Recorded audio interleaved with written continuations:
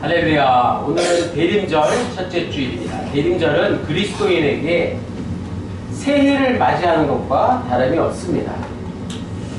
대림절을 영어로 어드벤트라고 하는데 영어의 arrival이라는 뜻입니다. 도착하다라는 뜻이 있습니다. 그리스도인들이 대림절을 지키는 첫 번째는 2000년 전에 이 땅에 오신 아기 예수의 탄생을 기억하면서 다가오는 올해 2024년의 성탄절, 이제 24일 남았죠? 그날을 기다리는 것입니다. 두 번째는 마지막 날에 생명을 완성하시고 온 세상을 완성하실 예수님을 기다리며 평생을 사는 그런 마음을 갖는 것입니다. 또 세 번째는 지금 우리 마음속에 우리네 삶의 현장에 주님께서 말씀과 영으로 새롭게 임재하시고 역사하실 것을 기대하는 것입니다. 대림절의 의의가 이렇게 세 가지가 있어요. 어느 게 더 중요한지 순서는 상관없지만 오늘 본문 말씀 예레미야 33장 14절에서 16절까지는 대림절을 맞이하는 세 번째 의미, 즉 지금 현재의 삶에 우리가 어떤 대림절의 의의를 기억해야 할 것인가, 그런 말씀입니다. 대림절 영성이 가장 충만했던 시기는 바로 초기 기독교인들이 살던 시대였습니다. 왜냐하면 부활하신 주님이 곧 오실 것이라고 말씀해 주셨기 때문이죠. 그래서 주님이 곧 오실 것이라고 기대하고 하루하루 환난과 핍박을 이겨낼 수 있었기 때문에 초기 기독교인들에게 대림절 영성이 가장 컸다고 말씀드릴 수 있습니다. 마찬가지 대림절 영성은 초기 기독교인들 뿐만 아니라 오늘을 사는 우리네 기독교인들에게도 절대적으로 중요한 것입니다. 이 세 가지 의미가 있습니다. 그래서 오늘 대림절의 이 세 가지 의미만 잘 이해하셔도, 꼭 기억하셔도 오늘 예배가 은혜가 되실 것입니다. 대림절 영성은 구약시대 이스라엘 백성들에게 하나님의 말씀을 전한 선지자들을 통해서도 확인할 수 있습니다. 이사야 선지자, 에스겔 선지자, 오늘 본문에 나오는 예레미야, 또 다니엘과 함께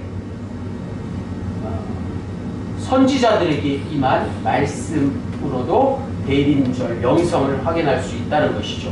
바로 오늘 본문에 나오는 이 예레미야 선지자는 레위인들의 도시 아나돗이라는 곳에서 젊은 시절 하나님께 소명받았습니다. 예레미야가 받은 하나님의 말씀은 참으로 비탄스러운 것입니다. 당시 시대가 그러했기 때문이에요.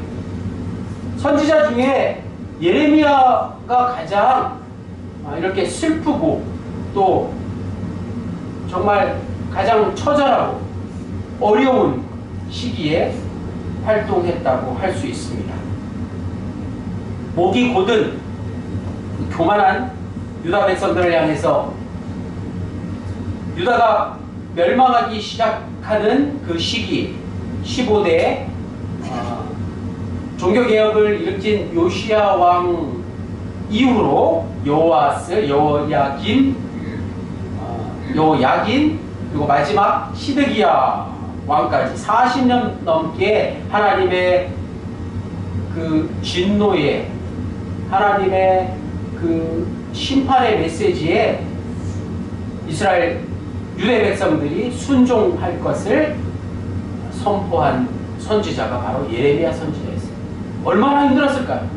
그 악한 세상을 향해서 하나님의 말씀을 바로 전한다는 게 참으로 힘들었을 것입니다. 예레미야서 말씀 중에서 가장 유명한 성경 구절은 예레미야 33장 3절 말씀, 너는 내게 부르짖으라 내가 내게 응답하겠고 내가 알지 못하는 크고 작은 크고 은밀한 일을 내게 보이리라. 크고 은밀한 일을 전하는 것이 예레미야의 사명입니다. 오늘 14절 말씀, 여호와의 말씀이니라 보라, 내가 이스라엘 집과 유다 집에 대하여 일러준 선한 말을 성취할 날이 이르리라. 성취할 그 날이 이르리라. 이게 바로 대림절 영성이죠. 오늘 밤 본문에 가장 많이 나오는 단어가 바로 그날입니다. 그날은 하나님의 말씀이 성취되는 날입니다. 예레미야는 자기 민족의 역사를 하나님의 말씀이라는 관점에서 보았습니다. 이게 예레미야를 비롯한 유대 선지자들의 고유한 영성이자 영적인 시각인 것이죠. 모든 선지자들은 바로 이런 대림절 영성을 갖고 있었다는 거죠. 반면에 일반적인 사람들은 자신의 운명을 단순히 행복과 불행이라는 현상으로만 봅니다. 그래서 우리가 자주 듣는 말이 운이 나쁘다, 재수가 없다, 이런 말들이죠. 자신이 볼 때 좋은 일이 많으면 행복하다고 말하고 거꾸로 나쁜 일이 많으면 불행하다고 말합니다. 끊임없이 좋은 일만 이루기 위해서 애를 쓰고 한평생 올라갔다 내려갔다 일희 일비, 한번 웃고 한번 우는 그런 삶을 우리는 살고 있지 않습니까? 오늘 본문의 배경은 바벨론에 의해서 나라가, 유대가 이제 멸망하기 직전입니다. 이제 곧 유다는 바벨론의 포로가 되어서 가장 밑바닥 인생을 살아갈 운명에 처해 있습니다. 그 운명을 한탄하고 있는 거예요. 우리가 강대국의 소나기에 넘어가서 포로가 되어서 그 머나먼 이방 땅에 가서 처절한 삶을 살게 될 것이니 얼마나 비탄스러운가. 자신들의 운명을 한탄하고 있는 것입니다. 자신들의 잘못을 도무지 깨닫지 못한 것입니다. 하지만 예레미야는 달랐습니다. 그는 하나님의 말씀과 하나님의 말씀이 어떻게 성취되는지를 분명히 알았습니다. 그래서 그는 조국이, 그 유다가 망하는 운명을 달게 받아들일 수 있었고, 바벨론 포로라는 절망적인 상황 속에서도 결코 굴하지 않고 희망을 놓지 않았다는 사실입니다. 하나님의 말씀의 성취라는 차원에서 우리의 인생을 이해하는 게 하나님의 말씀에 비추어 우리의 삶을 받아들이는 게 쉽지는 않습니다. 예레미야의 말을 듣고 있는 유대인들은 지금 그의 말이 전혀 귀에 들리지 않았을 것입니다. 모든 삶이 바닥으로 떨어졌는데 그들의 기도가 다 수포로 돌아갔는데 그게 어찌 하나님의 말씀의 성취냐고 예레미야 선지자에게 따져 물었습니다. 당연한 것이죠. 모든 것이 절망적으로 보였기 때문입니다. 그런 상황에 영향을 받지 않기는 정말 힘이 됩니다. 그게 바로 백성들, 민중들과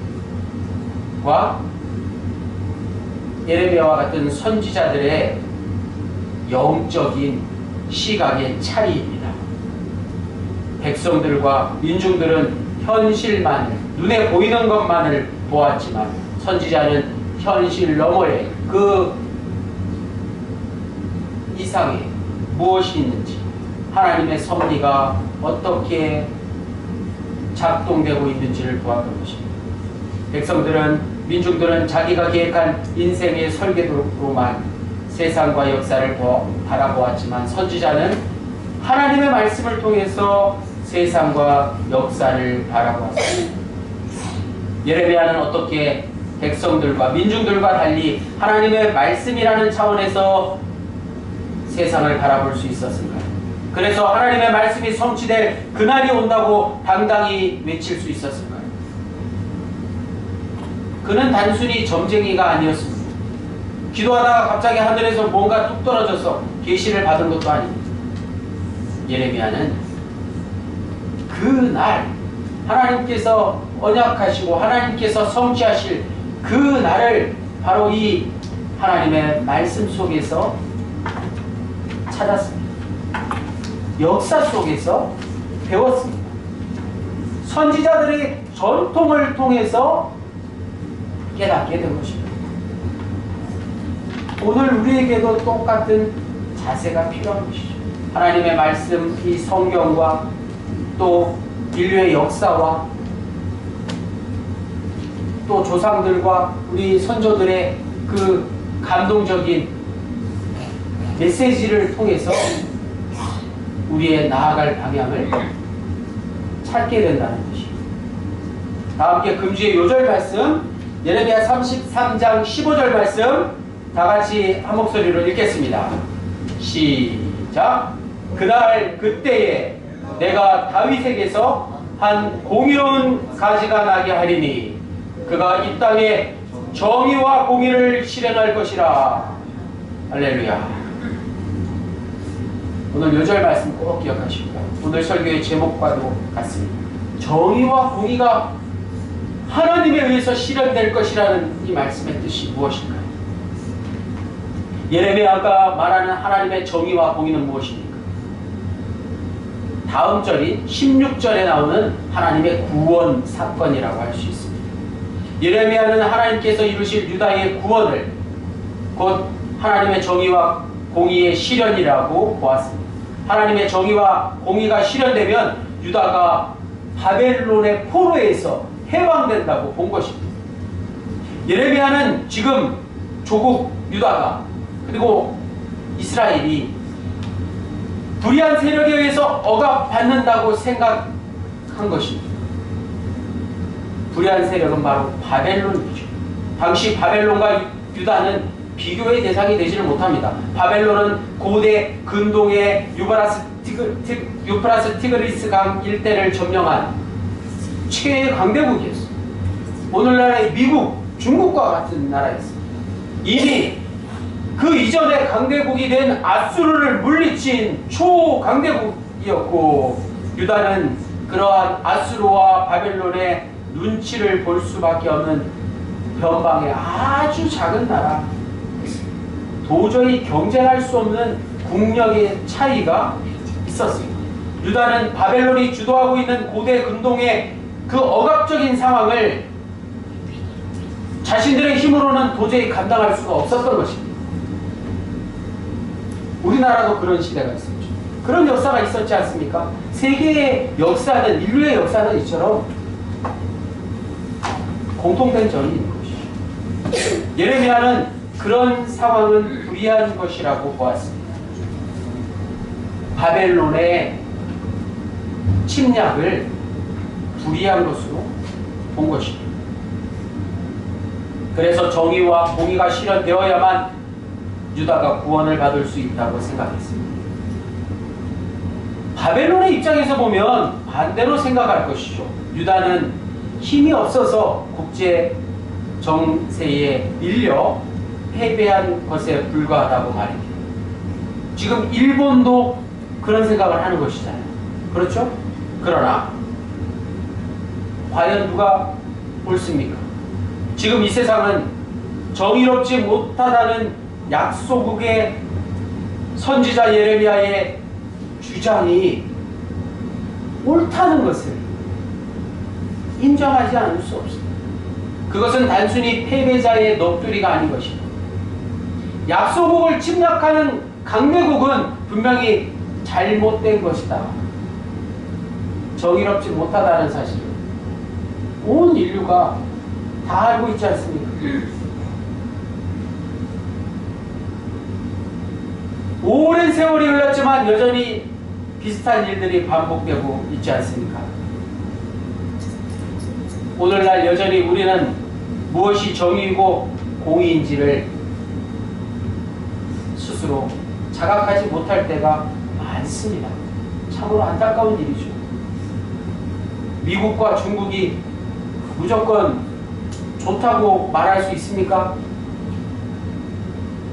미국과 다른 선진국들이 우리나라를 도와줬다고 과연 우리나라를 위해서 그들이 그러는 것일까요? 예를 들어서 도시나 시골이나 동네마다 이제는 구멍가게 같은 것들이 거의 없어요. 우리 연산면에 가게들이 많이 있나요? 요 앞에 조그만 그 편의점이 문을 닫았잖아요. 그죠? 임대를 놨어요. 그 어르신이 힘이 들으셔서 이제 못 하신다고 하더라고요. 무조건 어디 가요? 하나로 마트 가잖아요. 온 동네 사람들이 하나로 마트, 그 대형 마트 하나면 다 됩니다. 1년 내내 그 하나로 마트 그 대형 마트에서 모든 볼일을 다 볼 수 있지 않습니까? 일주일에 명찬이 영일이가 꼭 한 번은 가는 것 같아요. 대형 마트로 인해서 동네의 작은 가게들은 거의 다 문을 닫았습니다. 아무리 시골이라도 차 타고 5분 거리면 하나나 마트가 다 있지 않습니까? 그래서 대형 마트가 들어서는 것에 법적으로 제한을 두기도 하고 한 달에 몇 번은 2번 정도는 영업을 하지 못하기도 합니다. 그렇죠? 도시에 가면 그래요. 이마트는 수요일에 2번 정도 일부러 영업을 못합니다. 대형마트 쪽에서는 이것이 불공정하다고 생각할 것입니다. 자본주의 체제에서 마음대로 영업을 할 수 없게 하느냐고 불평할 수 있습니다. 그러나 무엇이 정의이고 무엇이 공의입니까? 약한 자를 배려하는 것이 정의이고 공의입니다. 설교자로서 다림사가는 본문에 나오는 예레미야 선지자의 예언을 말씀 그대로 본문의 상황에 맞게 전할 수 있을 뿐입니다. 예레미야 선지자는 바벨론이라는 거대한 제국이 주도하는 세상을 불의하다고 본 것입니다. 그런 세상의 질서는 반드시 약한 자를 억압하기 마련이라는 것. 군사력과 경제력이 절대적인 힘으로 지배하고 있는 그런 제국의 질서는 정의롭지 못하는 것입니다.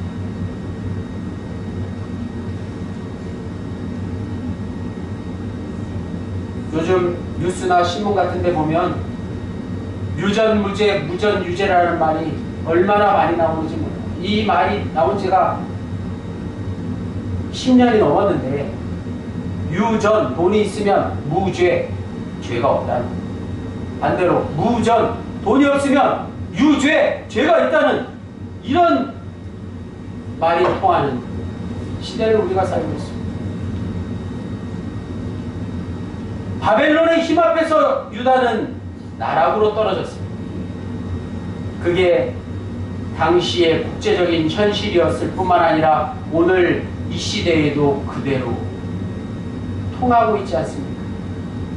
돈이 있을 경우 무죄로 풀려나지만 돈이 없을 경우에 유죄로 처벌받는다는 말입니다. 법률 소비자 연대에서 조사를 했더니 국민의 80%가량이 이 말에 동의한다고 하는 참으로 안타까운 현실을 우리가 살고 있습니다. 그러나 예레미야는 이런 현실에서 절망하지 않았습니다. 하나님께서 정의와 공의를 실행하실 그 날이 올 것이라고 당당히 예언하고 있습니다. 그 날이 오면 유다는 구원받을 것이고 예루살렘은 안전하게 평화를 되찾을 것이라고 외칩니다.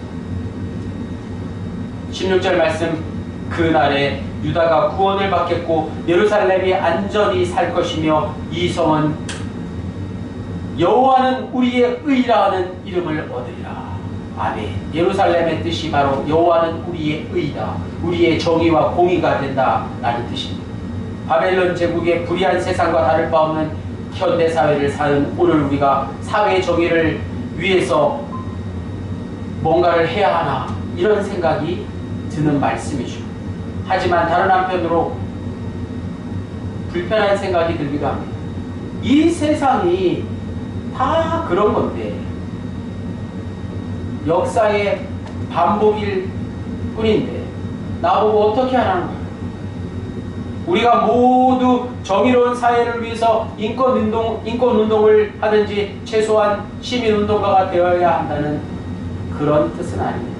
그런 기회나 능력이 있으면 그렇게 하시면 좋은 일입니다. 또 직접 그런 운동을 하지 않는다고 하더라도 그런 문제가 중요하다는 생각과 함께 기회가 닿는 대로 그런 분들과 그런 일을 도울 수 있어야 합니다. 일제시대에 독립운동을 돕는 수많은 재력가들이 있었습니다. 만주벌판에서 독립운동을 하는 이들을 돕는 수많은 재력가들의 후원으로 대한민국 임시정부가 운영되고 있어요.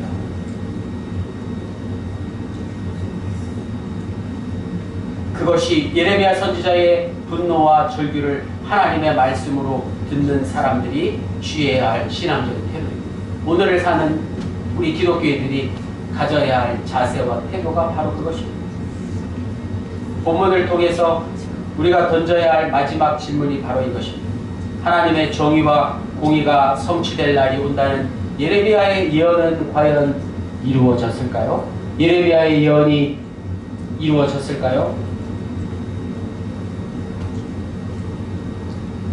안타깝지만 하나님의 정의와 공의가 성취될 날이 온다는 예레미야의 예언을 예레미야는 직접 경험하지는 못했습니다. 예레미야 생전에 실현되지는 않았다는 뜻입니다. 그러나 유다 역사에서 실현되지는 않았지만 그 후 놀라운 일이 일어났습니다. 바로 15절 말씀, 금주의 요절에 있는 말씀. 그날 그때에 내가 다윗에게서 한 공의로운 가지가 나게 하리니 그가 이 땅에 정의와 공의를 실행할 것이라. 이 예레미야의 예언이 대림절을 맞이하는 오늘 우리에게 그대로 이루어졌음을 우리는 잘 알고 있습니다. 공의로운 가지가 바로 예수님이시기 때문에.